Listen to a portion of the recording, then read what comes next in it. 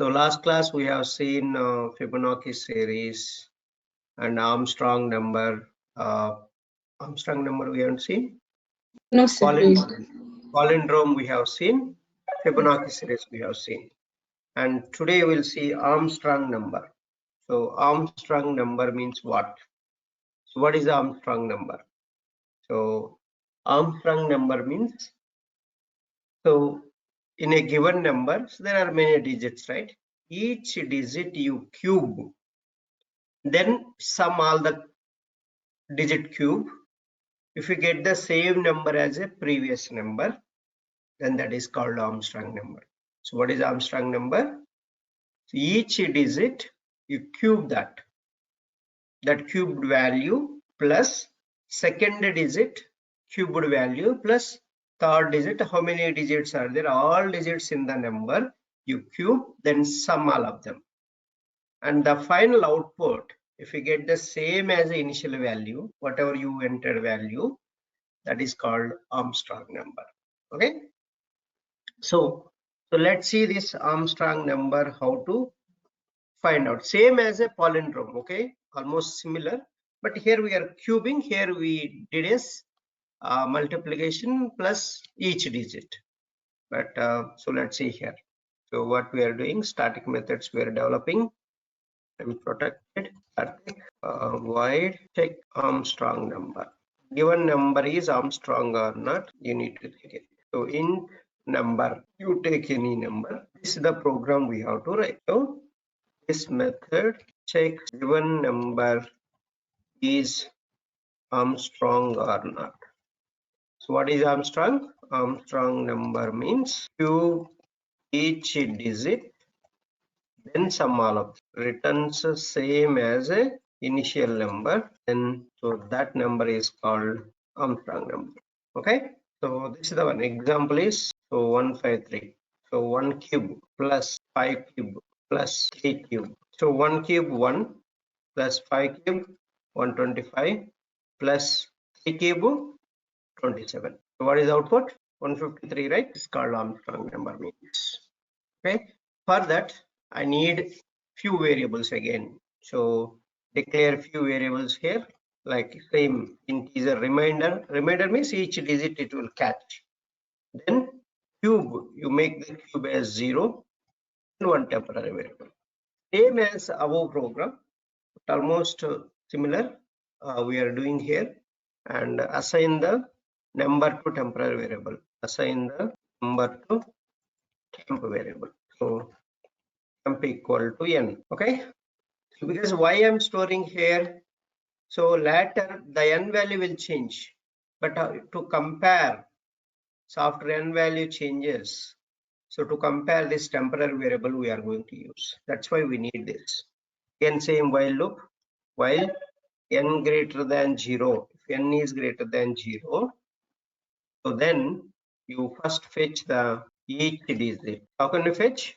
Using percentile symbol, you can do that. So you assign that to rm, reminder. So rm is the each digit. So rm equal to n percentile by 10. Next, so you calculate n value also, n by 10. So now here you calculate the cube. Cube equal to cube value plus previous cube value plus the digit you cube it.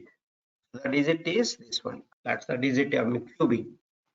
So this is the logic how to write.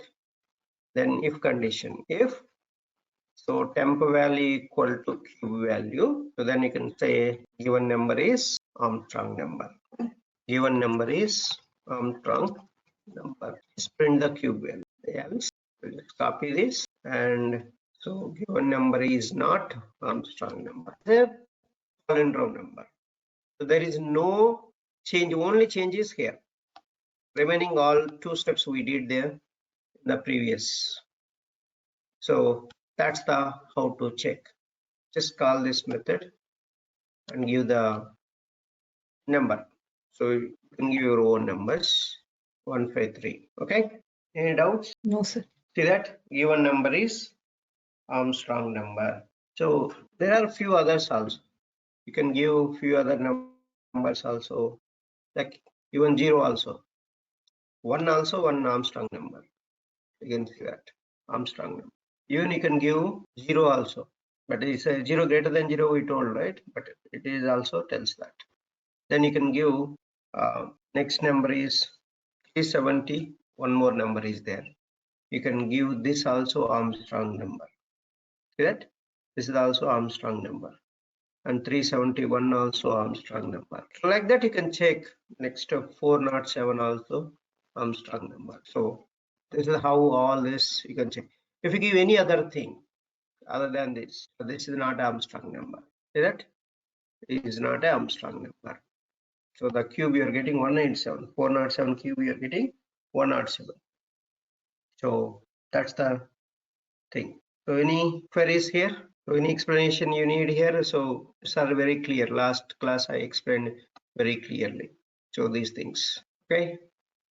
Shall I move to the next program? Prime numbers. Next one is prime numbers. In a given range, I want to print a prime numbers. So I'll just pause for you if you have any queries. No queries? You should talk. I'm just waiting for you. If you have any queries, let me know. No queries. Good.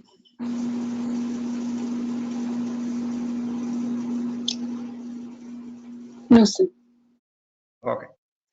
So next one is prime numbers. So what is a prime number? So prime number is a one that is greater than 1 and is divided by 1 or itself. So that is called a prime number. So prime number cannot be divided by other numbers than itself or by 1. That's the prime number means. What is prime number? Prime number is greater than 1. So it starts with the 2. Okay. 2 is an even prime number and it is divided by 1 or by itself only. It's not divided by any other numbers. That numbers are called prime numbers. You can see 2, 3, 5, 7, 11, 13, 17, 19. So these are all prime numbers. So we want to print these prime numbers. So how can we print these prime numbers? The 2 is the only even prime number. So all other even numbers can be divided by 2. So that it's not, other numbers are not prime numbers. Okay, so let's see how to print these prime numbers. And so we can write a simple program and public static void print prime numbers. So you can just so int n and you give the range up to what range you want prime numbers. You can just give that range. As I told you, printing prime numbers from so to given range, right? And then you can say simply the for loop for int I equal to 2, I less than range I plus plus. So these, so you can declare one boolean value. So we need to check, right, whether it is boolean or not. Boolean is prime equal to 2. Just assign the true. So you're thinking it's a true. For int j equal to 2, j less than I, j plus plus. And then inside this for loop, if condition you can use if, so I percentile by j so is equal to 0, then you can so tell that. So E is prime is false. You can assign E is prime is false. Then break it. You don't want again here. So after this inner for loop after here, you can calculate this. You can print that I value. So that's a, so you can put I value. If you can put if E is prime, if E is prime is true, then you can tell that. So that is a prime number. If it is a true, that's a prime number. You can just tell that. So if his prime is true only, you can print it. If his prime is false, don't print. So that's the one thing we have to do that. So just execute this. So you just take a simple, right? Very simple you take, and then I want to print till 20. Suppose just take 20 till 20 only. So then take a small digits and then you calculate. So how it is executing, you can see that. See that? 2, 3, 5, 7, 19. So if you want to run in debug mode, you can run. So just run in debug mode so that you can understand how it is executing. Right? First, so int I equal to 2. So let's run in debug mode so that you can get a better idea. Debug as Java application. Switch to that, and cursor will come and stop here. See that? It will change to debug mode, and variable section will come, and the range value 20 you have given, and it will come here. Click on this F6 step over. So it is coming here. Now I value is 2. I value is 2, and is prime is true. Is prime is set to true. You can see the variable values here on the right side. Variable section you can find here. Now J value also 2. So 2 less than 2, false. So this condition here becoming false. So here it becoming false means, so again, so it will go up, right? So now it will come, it will jump out of this area and it will come here. So is prime is true, that 2 will print. That's why 2 is printed. So 2 is going to print. See that? Now where it is going after this inner for loop, the cursor is jumping to directly 85 line. Check that. See that? So why second for loop condition itself false? False means what will happen? It will exit entire that loop, right? Exited and it came here. Now is prime, that is true.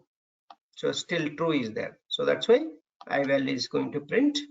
Now it come to if condition inside. It is going to come inside if condition, that I value 2 is printed. See that? 2 is printed. Now it went to outer for loop again. So now I value will update. I value will update to 3. So I value updated. Then it came to is prime is checking, is reporting as a true. Then coming to inner for loop. Now J value 2. 2 less than I value 3. 2 less than 3. True or false? 2 less than 3. True or false? True, sir. True. True. So true means what will happen? It will come inside the for loop. Now 2 percentile by, so 3, I value 3, right? I value 3, you can see here. I value 3, 3 percentile by 2 equal to 0 or not equal to 0? Not equal. Not equal to 0. So not equal to 0. Not equal to 0 means this condition is false, right? False means what happens? Again, inner for loop, J value will update. J value will update to 3. See that? J value is updating to 3. So J value is updated, and 3 less than 3 false, directly jump to here. So you jump to here. Now 3 is going to be printed. 3 also. So another prime number. So like this, then I value will update to 4, and is prime is set to true, and for loop, and it is so J value is 2, and 2 less than 4. 2 less than 4, true, comes inside. So 4 percentile by 2, 0 or not true? This one. 4, I value 4, percentile by J value now 2. So 2, 4 percentile by 2, 0 or so it is true. Not equal to 0. It's true, right? True. That. True is, so now is prime is going to set to false. See that is prime is set to false. And break is break means it exits entire thing. So it exits, it won't go to another, so J value is not going to update. So it exited. So E is prime now set to false. That's why 4 is not going to print. So it went up again. Now Y value is set to 5. So now E is prime is going to set to true. And now for int J equal to 2, and so this 5 also 5 percentile by 2 not equal to 0. Again J value will update to 3 percentile by, so 5 percentile by 3 not equal to 0. So again goes up, J value will update to 4. and again 5 percentile by 4 not equal to 0, again goes up, and j value will update to 5. So 5 less than 5 not equal to true, and again so it is false. For loop condition is false, so it jump to 85 line. 85 line now still is prime is true only, so that means 5 will print for you. So again goes up, and I value will update to 6. See that is prime is reporting to true and comes inside, and it is j value 2 now. So 6 percentile by 2 0 true. True means it comes inside. So comes inside. So now is prime is changing from true to false. Observe that. See that is prime is set to false now. So break means what I told you. Entire for loop will exit, this entire for loop, inner for loop will exit. So is prime is set to false now. Is prime is false. False means will it execute this statement? No, sir. So no, again goes up. So I value will update to 7. So like this it will keep checking the conditions. Keep checking the conditions.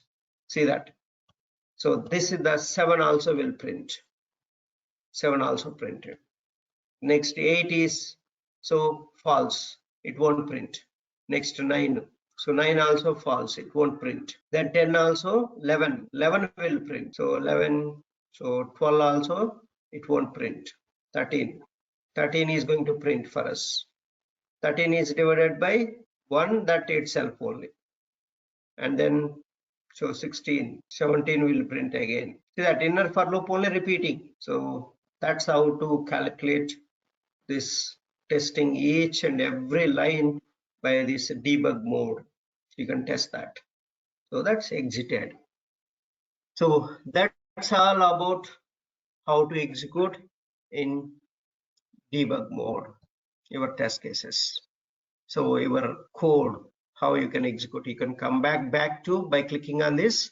Now bug again is selected. You select this Java perspective, it will come back to normal mode, and that's this program.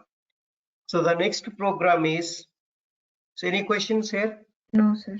Others? Only one person is responding. What about others? No, no, sir. No, sir. Okay. So let's move on to the next program. Is I want to print given string in triangle shape. So what is that? Given string I want to print in triangle shape. So how can you print? So this is the one, print string in triangle shape. So any string you give, so that string you have to print in triangle. And so this is the one. Suppose my string is like this, selenium I give. So how it has to print? First it has to start with S, then second row SE. So every row wise, then that many characters it has to print. First row, one letter only. Second row, first letter plus second letter also it has to print. First letter and second letter both it has to print. So that is what we want here. So that's how I'm going to check that. Then third, SEL, fourth SELE, fifth SELEN. So every row number wise the count is going to increase. So this is the, so triangle shape, right? This one. So this is how we need to print. So how can you print? First of all, this is the group of characters, right? How can you bring each character? So for that, in the string class we have a method. It will convert the string into character array. So there is a method which converts the given string into character array. Basically string means a character array. Okay, so how can you convert into character array? So let me give you the method name. Convert the given string into character array using toChar array method. So what is the method? toChar array method, which returns. So it's a built-in method in string class. This method returns a value, that is character array it returns using toChar array built-in method.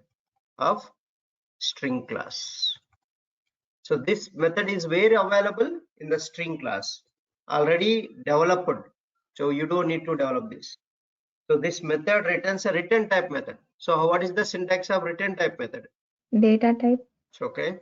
where brackets array name is equal to Okay, so data type you are telling this for this method. Okay, data type array symbol, because it's array, it is written array name equal to, so the object reference, this is the string object reference dot return type method. Okay, so this is the formula. So data type here is a char data type, it is returning, and ch array I'm giving, and so object reference is str dot to char array. See that this method returns a character array. So this is the method to char array method. So return type method. So now you will get all the strings into each character array. So character array, and each character is one element in this array now. Okay, one element in this array. Now I need to iterate this character array. How can you iterate this character array? So now it will become like this. Let me explain to you very clearly so that you won't get any confusion. Suppose you take that selenium, right? So each character, it will become like this. See, every element is one character. Every element is one character. Every element is one character. So this is like, it will convert like this. You will get a character array like this. So now this character array you need to iterate. How can you iterate the character array? So first you have to print this first letter. The next row you have to print both S and E, you have to print. Next column you have to print both S, E, L, you have to print. So how can you print this? So how many for loops you need to do this? So 2 for loops you need. So int I equal to 0, first letter onwards you need to start. So I less than ch dot length and I plus. So then next for loop you take. So you have to start with here also int j equal to 0 and j less than or equal to I. So until I, you keep iterating that many characters. That's what I'm saying, j plus plus. So then, so you print that array element. So how can you print array elements? You have to take print method, not println. Print ch of I and ch of j, just j is. Ch of j you print. Then outer for inner for loop after, you bring the cursor to next line every iteration after. So you bring that. So that's how to print in a triangle shape. You can just do this. Just call this and give the any character string. Any string you give, it will print. See that? So how it is printing. Okay, so W is printing here. I need to try it here. So just bring that outside to that row. Now see that. See first row W, WE web. So this is the triangle shape or not? So this is how we can print in triangle shape. The each character you are printing. So that's the how to print in triangle shape. So this is what you can print a triangle shape stars also. So you just, so how many rows you want, you tell that, remaining is same. So you can try without a string, you remove this and you don't need this step. And then here instead of that you can put a number of rows you want, how many rows you want to put rows, and this as it is you can keep. So that many stars you want to print, here put a stars, star you put, it will print automatically. So then only stars you can print in the triangle shape. So that also you can try it out and you can get it. Okay, so that's how to print in triangle shape. The last program here is how can you print a pyramid shape? Any questions here before going to the next program? Just a for loop execution, if you are good, then it will come nice. And if you are not good in the for loop execution, then it's a problem. Everything with the for loop only. No. How many of you not understand the for loop? For loops, how to execute inner for loop? and so nested for loops. Still anybody having doubt? No, Ramesh. Okay. So what about others? Sri Lakshmi? No, sir. No, sir. Okay. No, sir. Okay, last program. Let's move on to last program. That is, I want to print a pyramid shape. So how to print a pyramid shape? So public static void so print pyramid shape. So these are all the very important programs. Maybe you can take number of rows if you want, but I'll take from the console output, the scanner class. The keyboard is going to give that input to us. So what is the pyramid shape? So this is the pyramid shape. We need to try this. Let me take a star and then you print second row, 2 stars you have to print. Third row, 3 stars must be there. Fourth row, 4 stars will be there. So like this. This is the pyramid shape, right? This shape we need to get it. So how can you print this shape? So for this we need 3 for loops we need, and we are going to use a print method, not println method. Print method you are going to use. See that first you have to enter how many rows you want in this pyramid shape. Okay, that's the one. So this many spaces you have to print first, then you print the star, then you go to next row, then reduce the number of spaces, then print the star, then give it a space star, again go to third row. So the spaces will keep reducing, so that's how the pyramid shape you can print. So this is how you can print this pyramid shape. So let's see first for this. So you create a to take the input, you take the input thing, and what you can do, you have to use a scanner class, right? Create an object for scanner class. So to take the input from keyboard. So what is the purpose of the scanner class? We are using scanner sc object equal to new scanner, and so system dot in. So this is the one we are planning, scanner. So it is available in java.util package, right? And you can just enter how many rows you want in your pyramid shape. So I'll just print this, how many rows you want in pyramid shape. So you enter that many things. So that way, how can you get this? So int, number of rows, equal to sc object dot, next int method. So you are entering integer number, that's it. So then initialize the row count.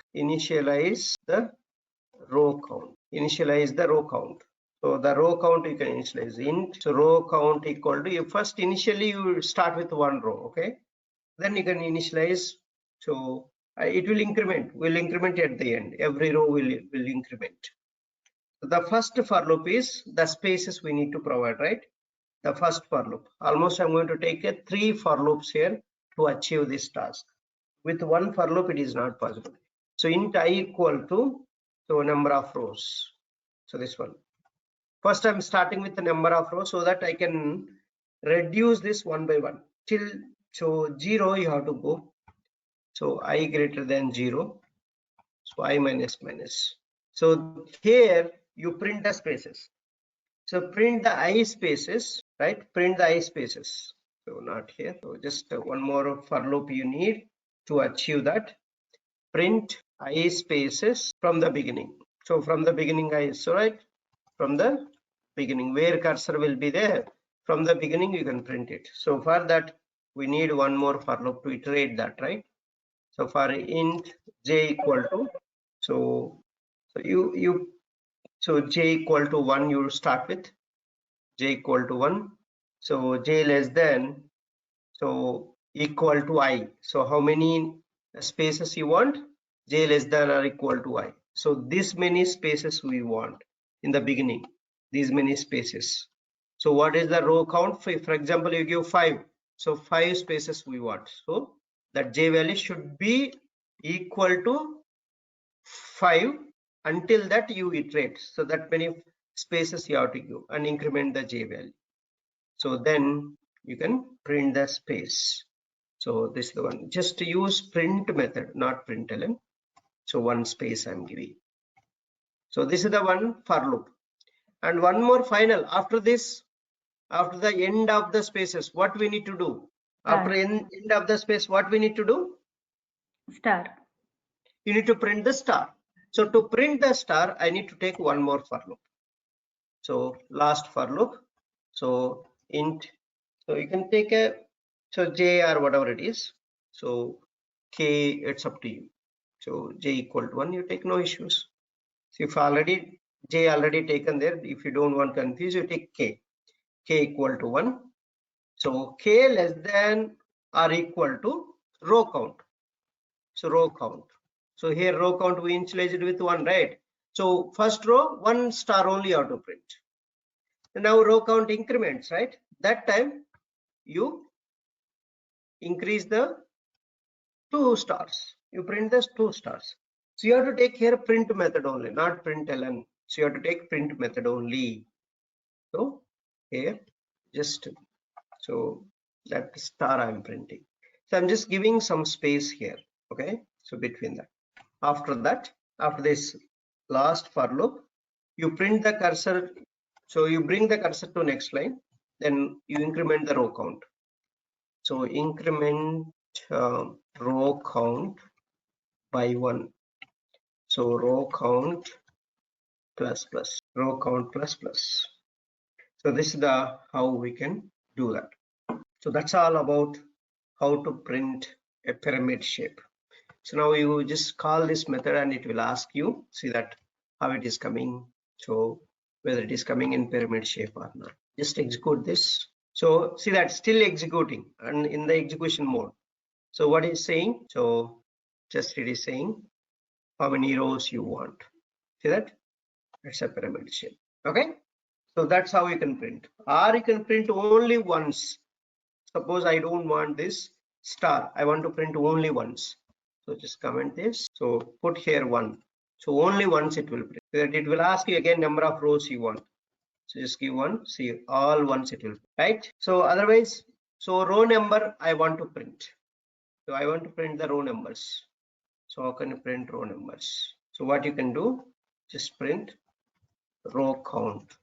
So what is the row count is there? That number you have to print in the, so there. So let's print that row count and 5 rows. See that?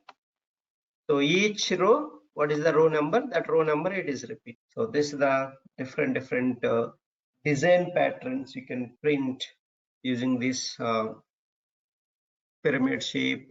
Whatever you want. You want stars, you can print stars. You want one number, you can print 1. You want row count, you want to print, you can print. So this is all the pyramid shape related. So these are the programs regularly people will ask in the interviews. Palindrome, number, Fibonacci series, Armstrong number, print prime numbers, and this pyramid shape design patterns. So any questions here? See that all we achieved with the print method only. And then at the end println to bring to the next line. So this is the how you can achieve this. See that this is the outer for loop. First it will go inner for loop. It will iterate all of them. Then it will go to third for loop to print all the iterations. Then row count you are incrementing. So this is the complete how it will keep doing that. Any questions here? Ramesh గారు ఇక్కడ మీరు number of rose అనే దగ్గర direct గా number ఇవ్వచ్చు కదా? You can take here, you can take as a parameter here, or you can show give int is equal to rows kind of a thing. We can to create that one. Yeah, you cannot declare, but you can hard code, but hard coding is not good, right? User wants 6, for example, I want 6, so then you cannot change again, right? So instead of that you can give, so user choice, well running time you can give, right? So this is the advantage. So this is the advantage you are taking while running time itself. You are giving the input. It's your choice. So any user can enter any data, right? That's why this number of rows you give for the user. Either you take a parameterized method or you supply through this scanner class method. Okay. Anyone you have to do. But hard coding is one number you can hard code. Instead of that, give a choice to the user. He will take care what input he wants to give, how many rows he wants in his pyramid shape. That's what I'm doing. Either you can take a parameterized method. So parameterized method means he can give, while calling this method, he can give the value, right? Then you don't need this. Then you don't need. So whatever the number you are giving, that parameter will come here. Okay. Okay. That's how we can. Last program I want to write. So factorial value, I printed it, but so there is a recursion. What is a recursion? So let's understand what is a recursion. So this is a very, very important recursion in Java, right? So what is meant by recursion? So recursion means in Java, it's a process in which a method calls itself continuously. That is called recursion. So what is a recursion? Recursion in Java is a process in which a method calls itself continuously. So a method in Java that calls itself is called a recursive method. It makes the code compact but complex to understand this one, but don't worry. Okay, so just understand what is a recursion in Java. Somebody asks you, just tell that a method that calls itself. So that's called recursion. Method name itself you are going to call. That's called recursion. Okay, so recursion in Java is, so this is a process in which a method calls itself continuously. A method in Java that calls itself is called recursive method. So it makes the compact code, that's it. Otherwise nothing, right? So let's see how to find the factorial value in the recursive manner. So how to find the factorial value in the recursive manner? How can you find it? So that I'm going to write it. Okay. So let's see this. Public static. So void find factorial in recursive process. So which factorial you want, you just tell that. So automatically it will calculate. Recursive process, P should be capital. Find factorial in recursive process. So for this, what we need to do, factorial value, factorial 0 always going to be 1, right? If n value is 0, so what is the you need to return? What is the thing you need to return? Even number. Even number. N factorial, so 0 factorial, madam. What is the 0 factorial value? 0, sir. 0 na. It's not 1. Sorry. So 0 factorial value is 1 always. So return 1. Okay. So return the 1. You have to write a return type. It's not void. You are returning something means you have to write a return type. And then so return. So this method you have to call. That's a recursive, right? Calling the method itself in the body. That's a recursive method means n multiply by the method name you call. N multiply by the method name and n minus 1. Every time n value will reduce, and that is you are calling the method itself in the method body. So the method name itself I am calling in the body. So that's called recursive method means. So recursion in Java means a method which calls itself continuously. So that is called recursive. So if you want, let's execute in the debug mode so that you can understand, right? So I'll call this method in the print statement because this is a return type method so that I can print in the print statement.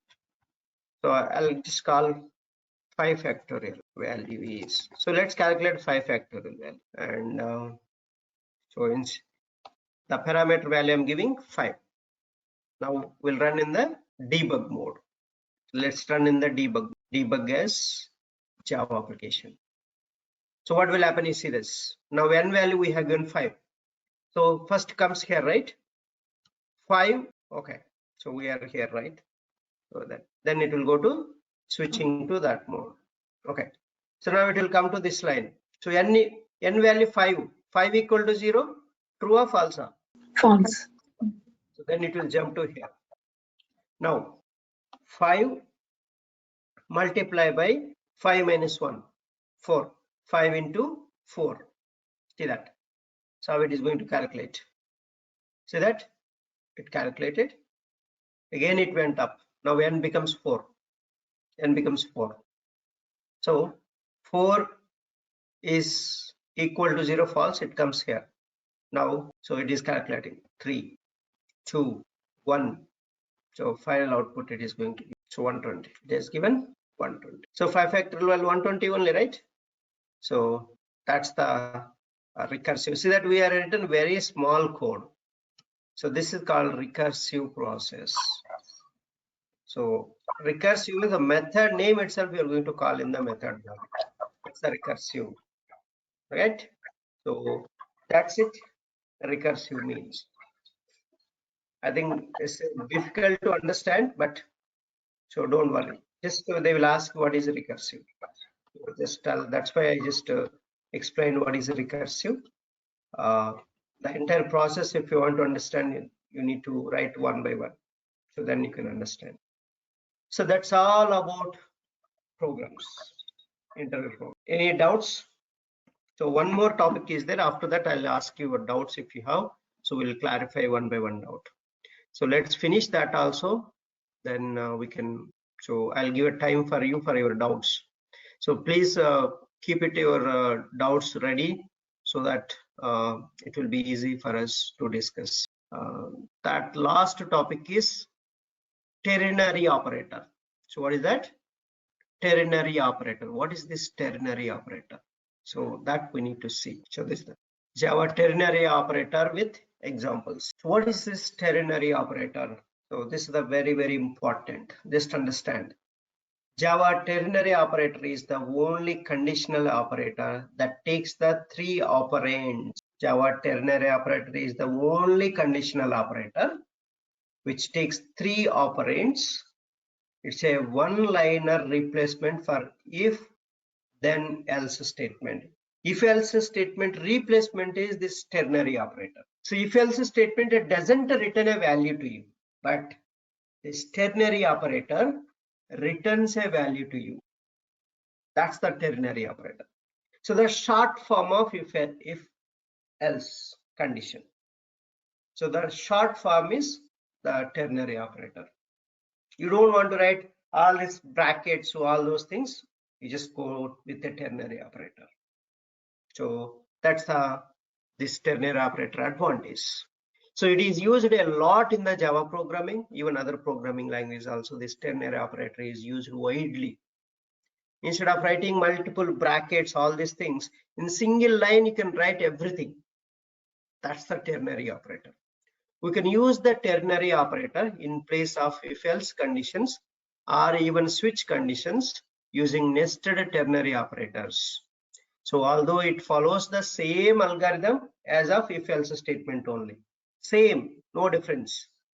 The conditional operator takes less space and helps to write the if-else statement in shortest way possible. In single line you can write. So that's the advantage of ternary operator. Okay, so now here you see that. So you will get a result here.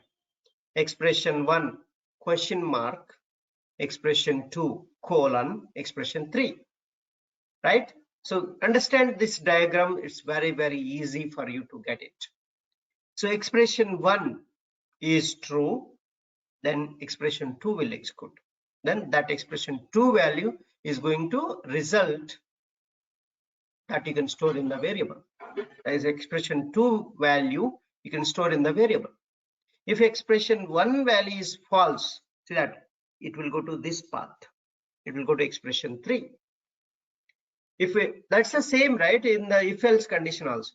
If condition, expression 1 means condition you are doing. If condition is true, if block is executing. But if condition is false, else block is executing for you. Here also, if expression 1 is true, the question mark or immediate question mark after that code will execute. If expression is false, the colon after block will execute for you. That's the, and this output will be stored in some variable.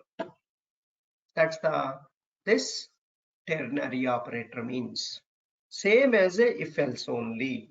The short form is this ternary operator. Short form of if else is ternary operator. So are you clear or any doubt here? This is the flowchart. Conditional or ternary operator. If expression 1 is true, the question mark part will get executed. This is the question mark part, right? The question mark part will execute. If expression is false and this colon part will get executed, colon, this the colon part will get executed. That's the expression. And if both will result a value. So that you will store in the sum variable. Both will result a value to you. So that's the, this is the one, how you can do that. See that very simple syntax, variable equal to expression 1 colon, sorry, question mark.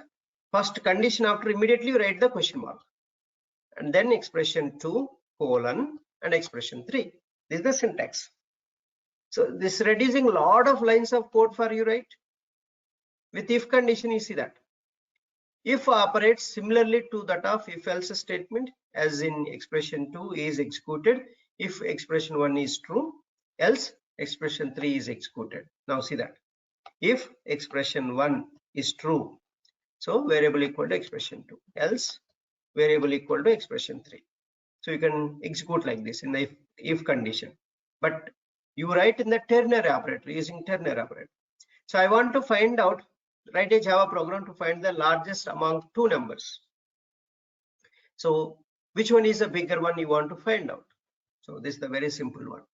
You declare two variables, int n1 equal to 5, nt equal to 10. Then what is the max value you need to find out? So enter first number, so second number. Then, so amongst n1 and n2, which one is the bigger? So the max variable equal to n1 greater than n2, then return n1, else return n2.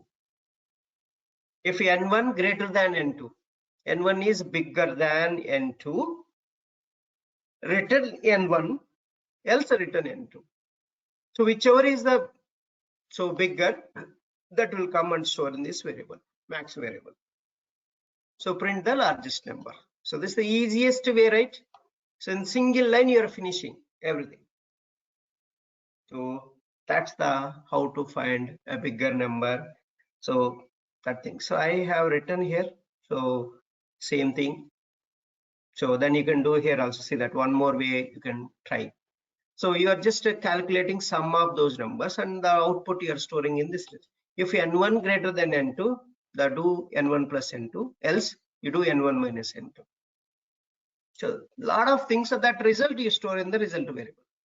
So this is the result variable I declared here, and I'm assigning a value here, the output of this expression. Okay, so that's the one way. And another one is, so another ternary operator, double number equal to minus 5.5, string result. So result equal to number greater than 0.0, the question mark, positive, else not positive.